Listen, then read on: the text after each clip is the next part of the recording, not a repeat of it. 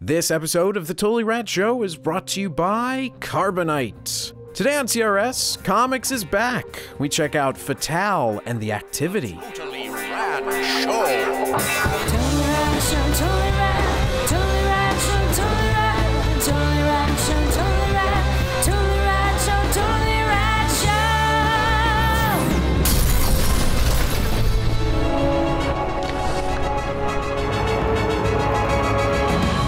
It's time once again for comics. We've talked on this show at length about comics from the big two, Marvel and DC, but we haven't talked a lot about Image Comics. We're going to highlight two new Image Comics, in fact, this week. And anytime the team of Ed Brubaker and Sean Phillips gets together, we sit up and take notice, because they've done some of our favorite books, Criminal, Incognito, Sleeper, and they've got a new one that just hit stands a couple of weeks ago, the first issue, and we're going to take a look at the first issue of Fatale. Ed Brubaker, of course, is a writer that has had his share of femme fatales in his work. He's very much associated with noir writing, classic noir writing, in all the projects that I mentioned, and lots more. And this is definitely taking a look at that genre, that trope of the femme fatale. Here in the first issue, we've got characters, characters who are discovering something of the past, and then we leap into the past in the 50s, and it's all circles around the same femme fatale character. Dan, tell me what you thought. I know you're a big fan. I know you have very strong opinions. Not loosey-goosey at all about these guys. I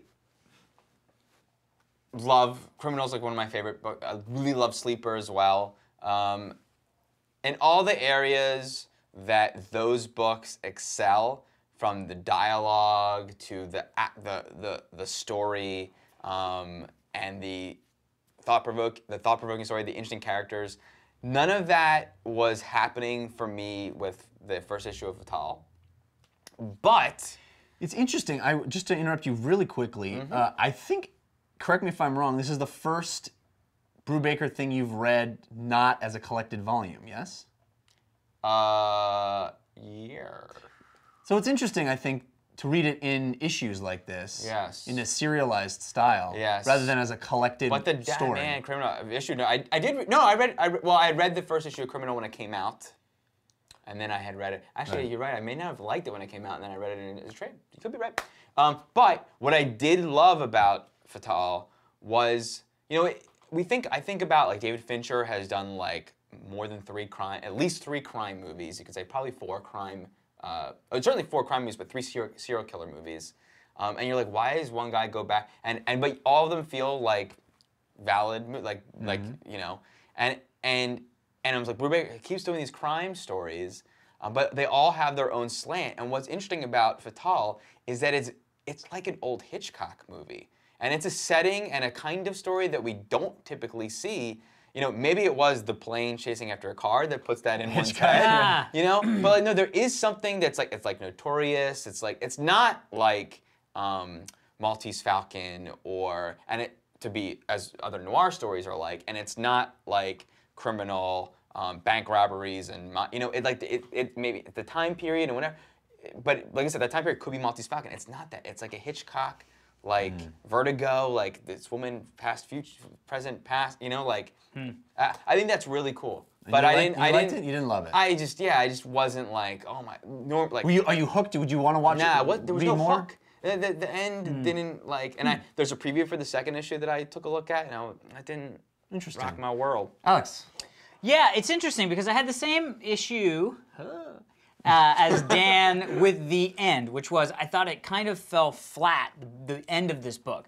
The book starts off with a bang. I was really hooked the first couple pages in, and then as soon as we did this sort of jump back in time thing, it really just kind of got muddy for me. I didn't really understand what was happening and why we were seeing this guy, and I'm guessing it was the guy that he was talking about as his godfather, but yes. then they had the same last name, so it was really just kind of confusing. Yes, and then it was confusing. And then it I have to say ended, it was very confusing. and then it ended at this place where it wasn't quite a cliffhanger because it didn't give you any new piece of information. It just sort of stopped. Yeah. And so, and maybe you're right. Maybe reading it, in a collected trade where you can kind of be like, I don't. But I'm just turning the page and getting to the next one.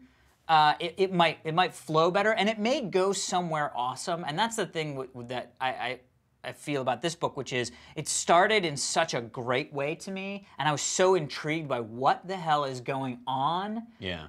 That the muddied middle and end, I'm sort of okay with. I mean, I'm planning on reading the next issue just to see if it stays muddy in this past that's kind of confusing. I don't really know who's who, and is she the same girl, and what?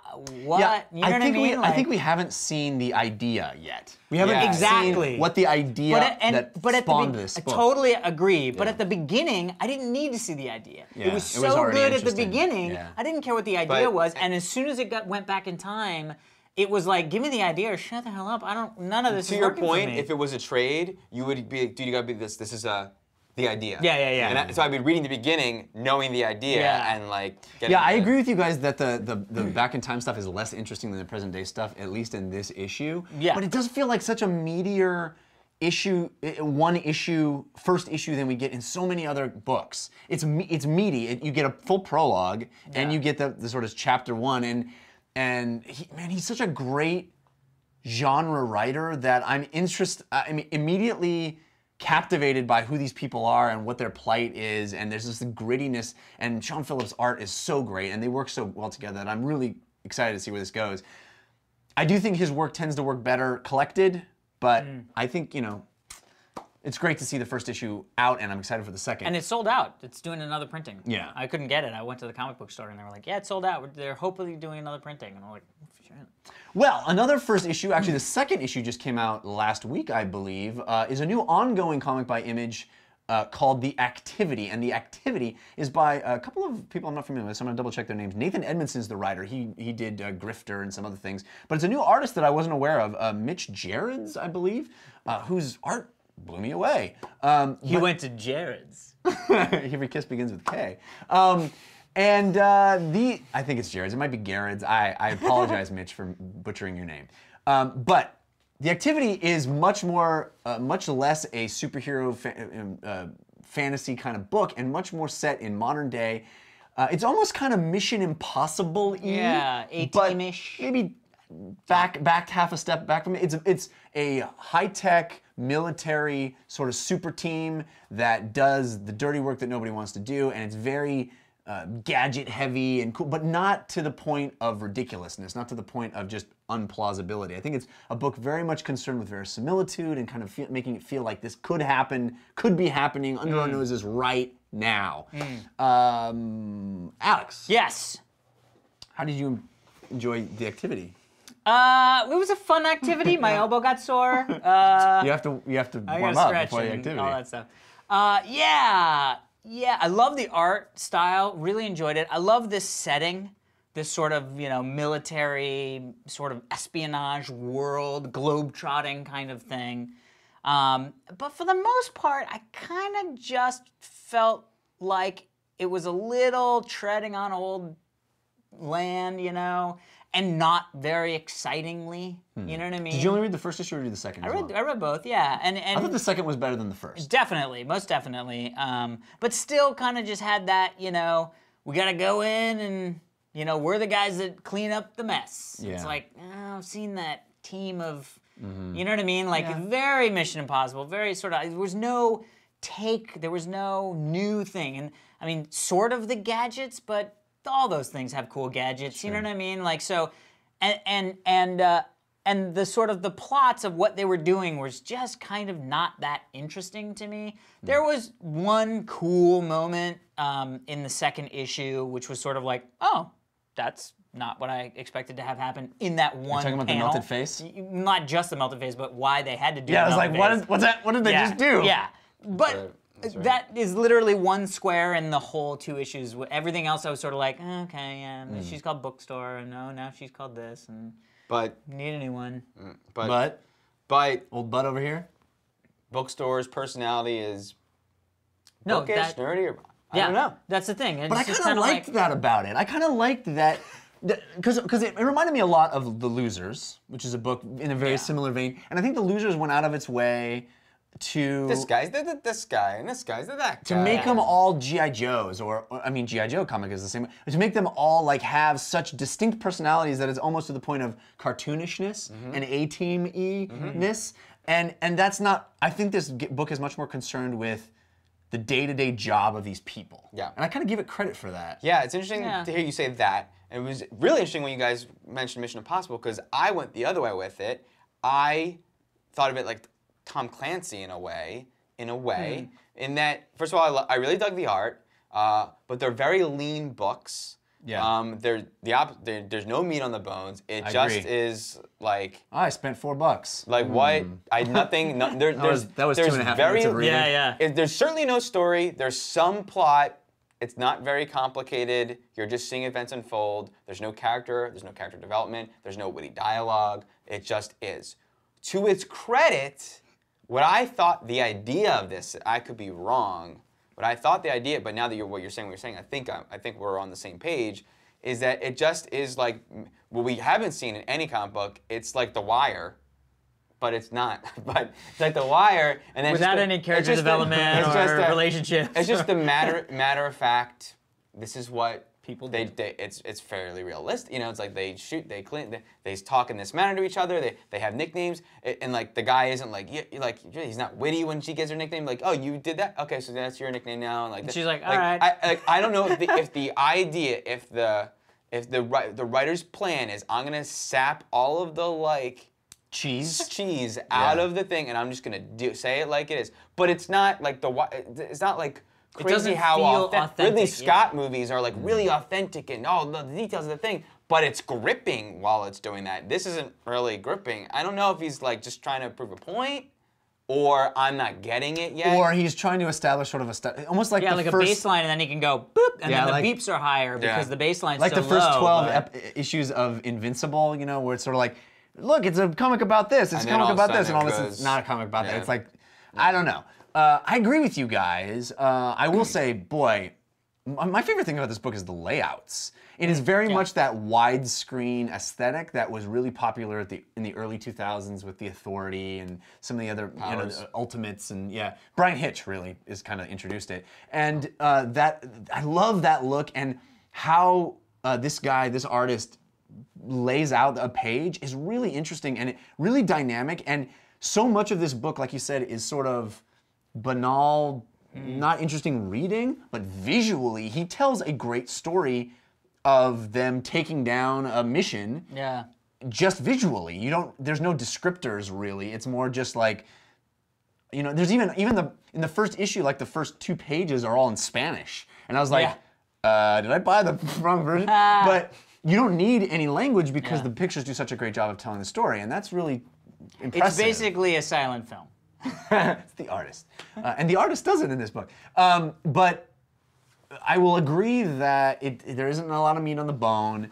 It is sort of just what it is, and I'm hoping that this is a setup for something, but I also give it credit for not having a big twist in the first issue and not having a big, like, there's no... But it's tough. I mean, it's tough because you got to realize the medium that it's in. It's a real hard sell to go, here, read this first issue. It's not going to be really entertaining. It's going to be pretty. We're not going to have any twists. You're not really going to set up characters that you even care about. I can spend 99 cents on an app that is amazing. It's like this amazing work that I could have spent $10 on. I spent 99 cents on. This has spent $3 on it. Yeah. And you know, for 5 minutes, you know, and like it's a hard sell. It's a thin moment in my life. Yeah. Not saying it's bad. It's just that it's like it's hard. It would be hard for me to go, yes, it's worth the $3. But maybe collected, like maybe collected. Boy, we're just dissing monthlies this week, aren't we? I love monthlies. Market. I just don't love these monthlies. You do love monthlies? Do you really? I don't think you do. Yeah, I started getting. Remember, I was like, when I started loving having a comic book in my hand, a thin one, not a thick one. Yeah. The pages, and that's how I read Buffy. Buffy's the only one. I mean, it's the only one I really like. One series. But it's what I like. Yeah. Go with what you like. It's Wednesday. It's comics. All right, everybody, be sure to stick around. We're going to be answering one of your Twitter questions right after this. But first, we want to thank our sponsor, Carbonite. Computer disasters eventually happen to everybody. They just happen. Your computer crashes, it gets infected with a virus, you drop it, it gets stolen, your whole workspace gets engulfed with fire because you dropped chemicals. Oh my These Lord. things happen every day in America. Not a single and day other goes by places. that you don't hear about chemical Fires, jeez. But if you get Carbonite Online Backup before your chemical fires, then you have no need to worry because your files will be backed up automatically and safely off-site. I said magically, which is kind of true. And it's really easy to get them back. Plus, you get anytime, anywhere access to your backed up files from any computer or on your smartphone, iPhone, iPad, whatever, with the Carbonite free app, which is really, really slick. With Carbonite, unlimited backup for your PC or Mac is just $59 a year. That's less than $5 a month. But if you use the coupon code TRS when you start your 15-day free trial, you'll get 2 months free if you decide to buy. All the details are at carbonite.com, and remember to use the code TRS to get your 2 months free. Thank you guys very much. Be sure to check out jinx.com/TRS. We have new swag, new shirts, new hoodies. I'm cold right now. I want one of my hoodies. They're awesome. One of them was designed by a fan who designed one of our last shirts. Yeah. But I also really love the ones that look like coming attractions. Oh yeah, the trailers. Yeah. I think people should check them out. Really. Red band hoodie is what it's in there. Check us out tomorrow for our review of the movie Haywire. Today's Quitter question comes in from @JeffMuck, who asks, "What's your favorite console controller of all time?" I don't know if I'm gonna say. Well, it's hard because it's like I don't really want to be playing with it right now. But I remember the most sort of like magical controller experience was the Intellivision. With all the buttons, like 1,000 buttons? But all the numbers. But each game came with the slip through overlay, which is such a great idea. I mean, I know that they do that with keyboard stuff. Or terrible idea? I loved it because then it's not like that button, I just have to know that that's mapped to the thing, and the thing I can actually like look down and say, that I want to do the fireball. It's got a fireball. It's a little bit like with that OLED keyboard that came, the Optimus keyboard, where it would literally be like, never came fire! out? Yeah, the vaporware, involved vaporware. I know, I wanted that so bad. But I remember that was like, it's not just a joystick and a button, it's every button. Well, to that point, I mean, I think the more interesting thing is, because I really love what we have now. I think we've evolved, so it's hard to say there was something better earlier. So you're saying we? The Wii. Yeah, I know you love it. The Kinect, really. No controller at all. The controller is me. I'm my favorite controller. The worst is the Sega Genesis controller because, especially playing, I remember Street Fighter, Street Fighter 2, it only had A, B, and C. Yeah, so but you they don't had play to Street Fighter 2 on but it. comparably, well, I used to, that was what, but, so you had the ABC, and then you had to hit start, and then change them from punches to Wasn't kicks. Street Fighter 2 only on the Super NES? No, or did it be? no, I had it on Genesis. I only had a Genesis, but that's what's ridiculous, is that the same era of game system, comparable, had enough buttons to play Street Fighter on. So, Genesis, Yeah, I'm gonna be boring and say the Xbox 360 controller. I love it. I think it's the best controller. Yeah. Although there's a soft spot in my heart for the Wavebird. Oh, the old Genesis or GameCube. GameCube, yeah. Thanks, Jeff Mike.